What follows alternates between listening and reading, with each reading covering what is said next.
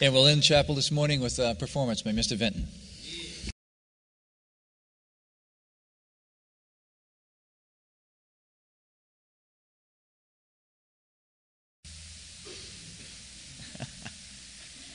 Okay, so anyway, this past weekend, of course, has been a very emotional weekend for many of you who may have known Lieutenant Joey Fortin, including myself. I was involved with him during his freshman year when he was a member of Academy Theater, and Mr. Prevost directed him in the rock musical Tommy, in which Joey didn't get to say a word because he was dumb in that play. He just couldn't speak. I put him in one of my student directors put him in a trash can for the one-act plays. And then I was the person that made him wear the dress in Midsummer Night's Dream, and that probably meant that he was never going to do theater again. But he moved to athletics, and he had the opportunity to be on the baseball team. But I was struck at the same time about all the things that people were doing to show their respects to Joe and to say goodbye to him. That at the same time, the country was doing the same thing with another person, Senator Edward Kennedy.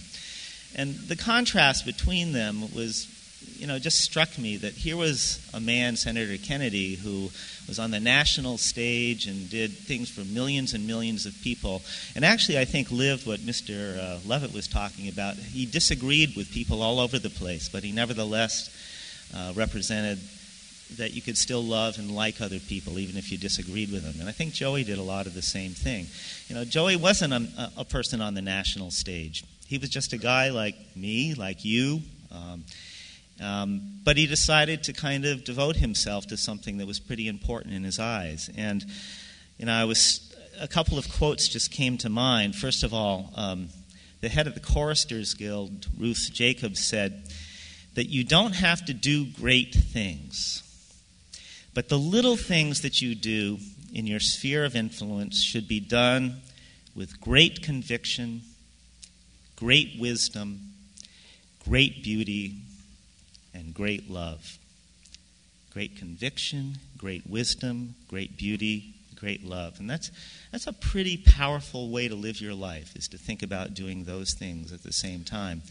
Joey went to Iraq, and a lot of his job involved building infrastructure, and he did some actually pretty great things. He doubled the amount of water for 500,000 people in Iraq, and that's a pretty important thing. I also teach in the summer at a place called Antioch, New England Graduate School, and in the hall, in the entranceway, when I go into the door, there's a quote by the founder of Antioch University, Horace Mann, that says, "Be ashamed to die until you have won some victory for humanity." And again, I think Joey exemplified that. He won lots and lots of victories for humanity. So I have a little song. Again, so many things made me think of this song. Mr. Levitt's remarks all during the weekend. Mr. Golden's comment about Joey's wonderful smile. This is a song that was written by a Scottish. He was born in Scotland. He moved to Australia. A songwriter by the name of Eric Bogle, and it's about a battle that lives large in the consciousness of the British Empire and England and Australia. It's the Battle of Gallipoli that happened in World War I. There isn't really. I've tried to think of another battle like that we could compare it to in America, and it's hard to find an exact correspondence, because the Battle of Gallipoli was just a terrible disaster. Nothing worked right. Lots of people ended up dying. It's kind of like what would have happened if D-Day hadn't worked in many ways. But nevertheless, they still honor the people that they worked with and they served with, that they went there. This battle happened in 1915, and in 1990 they did a 75th reunion of all the people that were still alive, the veterans of that battle, returned to Gallipoli, which is in Turkey. And you had people from England, people from Australia, and people from Turkey that were getting together to remember the people that they had left behind on that battlefield. So after 75 years, the speaker of this song is over 90. But nevertheless, he felt it was incredibly important to go back and to give his thanks to those people that gave him the gift of years, which is the name of the song. It talks about Queensland, which of course is a territory in Australia, but again, you'll hear references to a cheery grin, which again makes me think of Joey. So this is my thank you.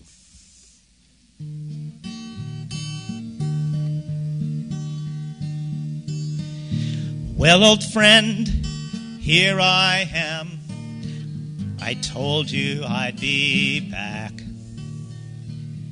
As usual, mate, I'm bloody late, 75 years down the track.